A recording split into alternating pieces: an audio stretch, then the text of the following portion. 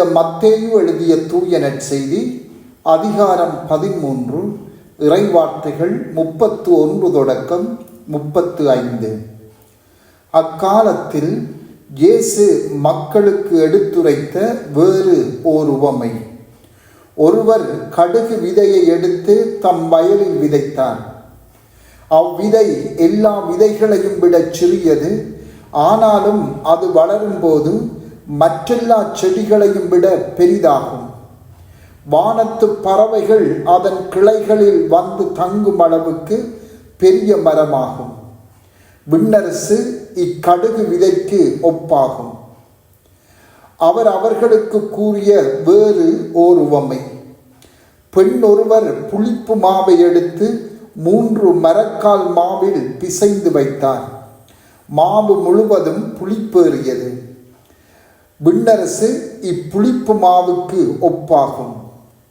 இவற்றையெல்லாம் இயேசு மக்கள் கூட்டத்துக்கு உவமைகள் வாயிலாக உரைத்தார்.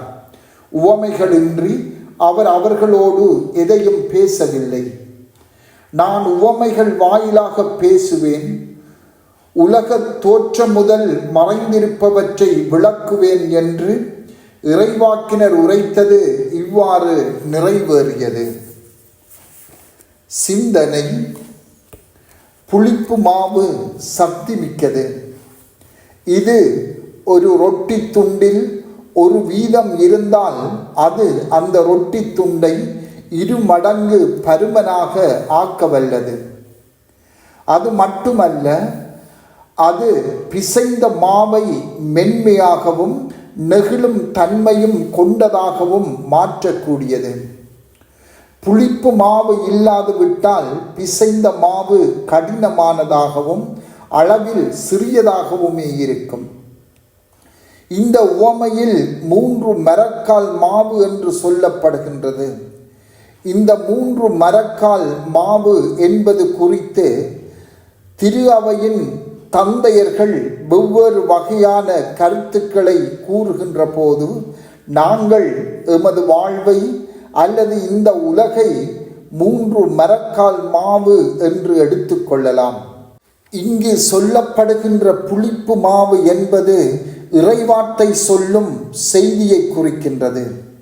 இயேசு கூறும் உவமைகளோ அல்லது அவருடைய ஏனைய படிப்பினைகளோ எல்லாம் வெவ்வேறு மட்டத்திலான புரிதலையும் அர்த்தத்தையும் தருகின்றன.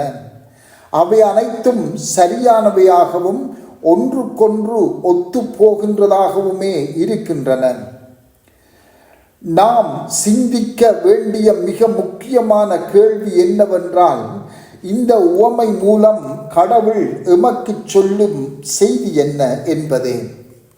நாங்கள் எங்களை 3 மரக்கால் மாவு என்று எடுத்துக்கொண்டால், புளிப்பு மாவு என்பது கடவுளாக அல்லது அவரது வார்த்தையாக அல்லது அவரது மென்மையான ஆனால் தெளிவான குரலாகவும் எடுத்துக்கொண்டால், எந்த வகையில் எமது வாழ்வு காத்திரமான வகையில் உயர்ந்து செல்லுகிறது என்பதை நோக்க வேண்டும். கடவுள் எமது வாழ்க்கையில் நுழைவதன் விளைவாக நாங்கள் என்னவாக இருக்க அவர் விரும்புகின்றாரோ அதுவாக மாறுவதை எப்படி நாங்கள் பார்க்கின்றோம்? இந்த மாற்றம் உண்மையான மாற்றமாக, தொடர்ச்சியாக இடம்பெற வேண்டிய மாற்றமாக பார்க்க முடிகிறதா? சில வேளைகளில் இறைவார்த்தை எமது வாழ்வில் சிறிய மாற்றத்தை ஏற்படுத்துகிறது அல்லது எதுவித மாற்றத்தையும் ஏற்படுத்தாமலே போய்விடுகிறது. அது இறைவார்த்தையின் தவறு அல்ல, மாறாக நாம் எமது வாழ்வில் மாற்றத்தை ஏற்படுத்த கடவுளை அனுமதிக்காமையே ஆகும். புளிப்பு மாவு செயலாற்ற வேண்டுமென்றால் பிசைந்த மாவு அந்த நிலையிலே சிறிது நேரம் இருக்க வேண்டும். அதே போலவே எமது வாழ்விலும் கடவுள் செயலாற்ற நாம் அவரை அனுமதிக்க வேண்டும்.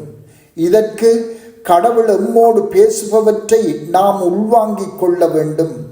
பின்பு அவர் ஆற்ற விரும்பும் செயல்களை நாம் செப மனநிலையுடன் செயலாற்ற அனுமதிக்க வேண்டும். அப்போது ஏற்படும் மாற்றத்தை மெதுவாகவும் அதே வேளையில் உறுதியாகவும் இடம்பெற அனுமதிக்க வேண்டும்.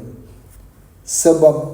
ஆண்டவரே, நீர் எம்மில் கொண்டு வர விரும்பும் மாற்றத்தை நாம் கவனமுடன் கண்டுகொள்ள அருள் தாரும். ஆமென்.